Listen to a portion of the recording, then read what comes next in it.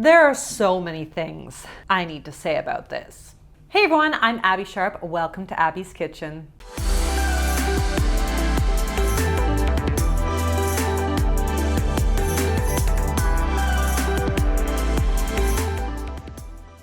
In today's video, we'll be diving into celebrities who report eating the same thing every day, and we'll be answering the age-old question, should I do this too? But first, let me tell you about my sponsor, Built Bar. So if you're looking for a back-to-school granola bar that doesn't suck, you've got to try these new granola Built Bars. It tastes like if you were to chop up granola and mix it with chewy, fudgy chocolate and then dip it in white chocolate, but with a mother load of protein. We love to see it. So, let's pop into one of these bad boys.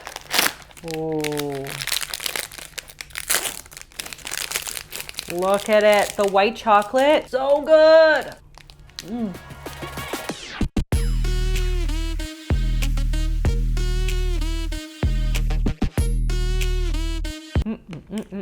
Obsessed. Super tasty paired with a piece of fruit, or you could add it to a meal for a quick protein boost. So if you want to try Built Bar yourself, check out the link in the description and use my promo code AbbeySharp15 to get 15% off of your order. And you can pause the screen or look at the description to check out my disclaimer, including a trigger warning to those with current or previous experiences with disordered eating. As always, please feel free to skip this video if it's not supportive to your journey. And if you are not already subscribed, hit that subscribe button and follow me over on TikTok and Instagram at Abby's Kitchen. Alrighty friends, let's dig in. So a lot of folks, myself included, thrive off of routine and structure. Maybe oatmeal is your go-to breakfast, you cook tacos every Tuesday night, or you feel totally lost if your local Starbucks is out of your favorite drink. I get it. We are creatures of habit, and having some structure in our day can definitely have its benefits. Now, according to the weight loss industry, one of these main benefits is, of course, weight loss. Now, diets for weight loss have notoriously limited the number or types of foods that you can eat, likely because of the benefits of something we call sensory-specific satiety. Now, sensory-specific satiety, or SSS, is a decline in pleasure or desire to eat a food that we are habituated to eating more often. The fewer options you have and the more access that you have to those few specific foods, the less likely you are to overeat compared to when you give yourself access to a wider range of palatable foods. Now, this might work in the short term until, of course, you binge on the novel restricted foods, hence why I advocate for a non-restrictive approach to food. But we also know that what may work for weight loss often doesn't work for health. And we've seen a trend of celebs and influencers who are normalizing eating the exact same thing every single day under the guise of health and wellness. So let's take a look at a few notable examples. Unfortunately, I'm married to someone that has eaten the same thing for the last 25 years. Now, I have a whole video with my in-depth thoughts on Victoria Beckham's diet, which you can watch right here. But in short, Victoria primarily subsists off of fish, steamed vegetables, nuts, seeds, and avocados, all in the name of simplicity, discipline, and being really healthy. But is that what it actually promotes? Well, what about Kelly Ripa, who eats the exact same rotations of salads and avocado toast every single day, 365 days of the year? You guys know my thoughts on that. If you were to ask me this 1 year from now, I will have 3 entirely different meals, but it will be the same rotation of meals for just about a year. Now, of course, foods like fish and veggies and nuts and seeds are all very healthy foods in their own right, and most certainly play a role in optimizing our nutrition. But no single food, or even a handful of foods for that matter, have the ability to provide us with all the nutrients that our body actually needs. This is precisely why I take issue with the term like superfoods, because living exclusively off of kale and chia seeds alone may actually result in us feeling less than super. And we can't forget about the infamous Jen salad, which has made a huge comeback this year on TikTok. In short, it's a quinoa-based salad that Jennifer Aniston allegedly ate every single day when she was filming on the set of Friends. And even if your choice to eat the exact same thing every day comes from a place of satisfaction or enjoyment over food fear or weight restraint, we still need to be mindful of its limitations. Take Kylie Jenner, for example. If you're an avid Kardashian fan, you probably are no stranger to the infamous taco recipe that she claims that she eats every single day. I eat shrimp tacos every day. The tacos, the guac, the onions, mix it all up. Shrimp, the shell, shrimpies. I don't get the impression that Kylie eats fish tacos every day for any other reason other than she just loves fish tacos. But we also know that too much of a good thing can have its own set of negative health implications. So is it bad to be eating the same thing every day? And how do we know when this behavior is disordered in nature or just what we like? Well, it comes down to our intention. Are you eating the same thing every day for convenience and to ease the decision fatigue? Or is a rigid food rule coming from a place of control, discipline, and restriction? Let's be pragmatic here, folks. Trying to come up with a unique breakfast every day of the week is exhausting as Most of us don't have the time, energy, or even food skills to be planning and cooking new recipes 3 times a day, 7 days a week. Just gotta chop up some cucumber. It's pretty easy. I don't know, I'm kind of scared.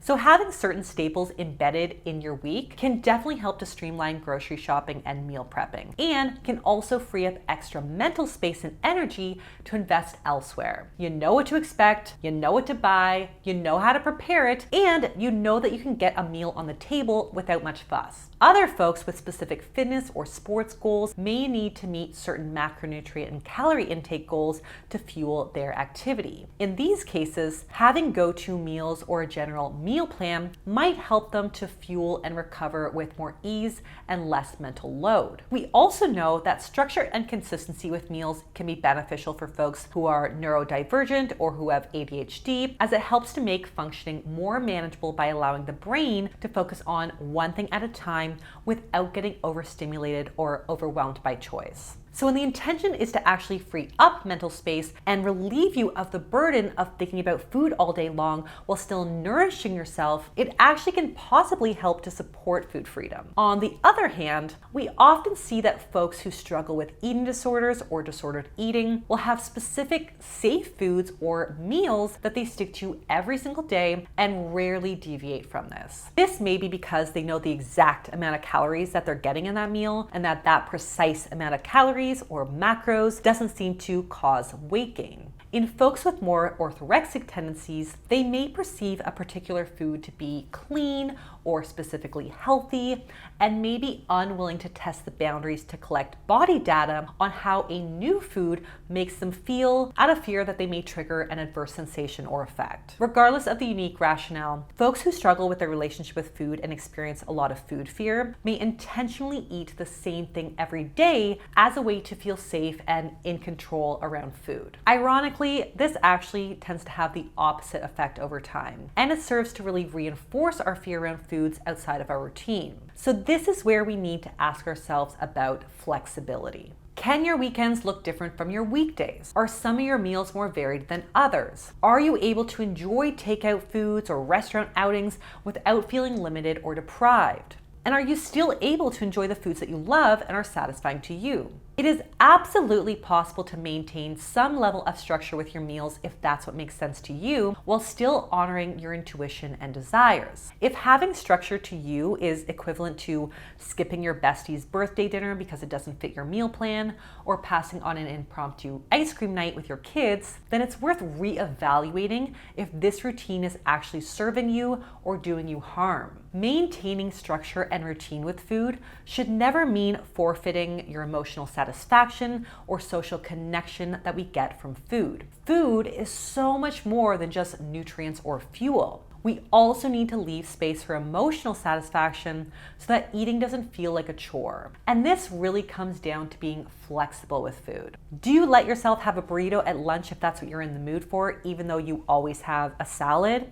And will you eat at 11 if you're hungry, even though you don't usually eat until noon? The benefits of diet structure are largely to just open up space in your brain and in your life for thoughts that don't revolve around meticulous planning and prepping of food. But if it's causing you to do the opposite, that is, feel guilt, regret, longing, or an obsession around food, then you know that you've gone too far. Structure and flexibility need to coexist in order to benefit our minds. So there are obviously some real negative mental health implications of an extreme eating regimen over time. But what about the outcomes on physical health? Let's talk about the dangers of eating too much of a good thing. Here's the truth. Even healthy foods can become unhealthy in excess. Take, for example, fatty fish. We love to recommend salmon and trout as an excellent source of protein and omega-3 fats. But eating fish every single day, or even multiple times a day, a la Victoria Beckham or Kylie, can easily rack up our mercury intake very quickly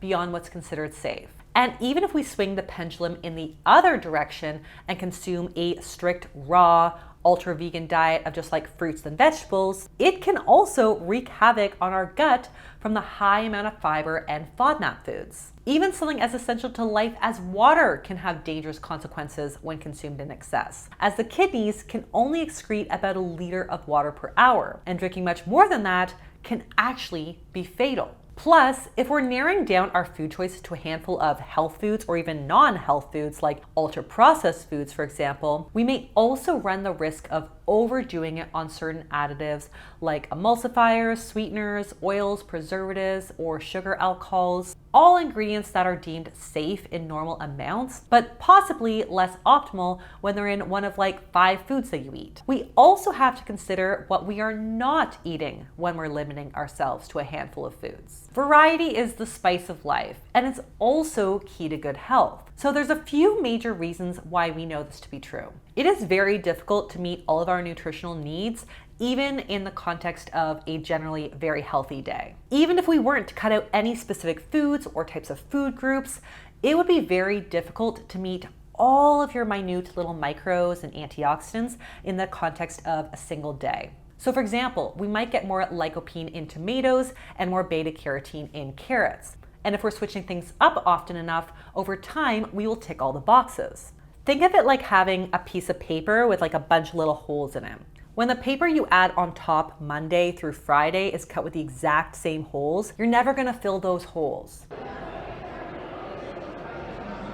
You're always gonna see through the paper. But if every day's paper has different size and shape holes in different places, eventually there will be no gaps on the page to see through. So this is why we wanna switch things up whenever we can. The goal is not to get everything in one day. We wanna think about the dietary pattern over time. Number 2, now a varied diet is also important for diversifying the bacteria in our microbiome, which we know plays an important role for immunity, digestion, heart health, and even brain health thanks to the gut-brain connection. Therefore, limited food variety can lead to a disruption in the healthy balance of bacteria in the gut, which can lead to bloating, indigestion, gas, diarrhea, or chronic constipation. Dysbiosis has also been associated with increased visceral fat and increased risk of digestive disorders like IBS, celiac, and colitis, as well as an increased risk of chronic diseases like diabetes and heart disease. So ironically, folks who are restricting their food variety out of fear of weight gain may actually be doing themselves a disservice long term. We also know that not getting enough food variety can impact the production of digestive enzymes, which can actually exacerbate or even cause food intolerances. So for instance, if you stop eating dairy cold turkey, your body essentially halts the production of the digestive enzymes needed to digest dairy. And when you suddenly want like a lick of your kid's ice cream,